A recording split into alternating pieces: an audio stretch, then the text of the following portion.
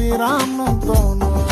Brandy ಕರ್ಕೊಂಡ್ ಬಂದ್ರು ನಿಂಗೆ ಕೊಯ್ಯಲ್ಲ ನಾನು, ಚಿನ್ನ ಬೈಯಲ್ಲ ನಾನು. ತಿಂಗಳ ಸಂಬಳ ಕೈಗೆ ಕೊಟ್ರೆ ಸಾಕ್ ನೀನು, ಚೆನ್ನ ಕೊಟ್ರೆ ಸಾಕ್ ನೀನು. ನಿನ್ನ ಮನೆ ಕಾಯುವಾಗೋಗ, ನಿನ್ನ ಮನೆ ಕಾಯುವಾಗೋಗ ಏನೇ ಹಿಂಗಂತೀ.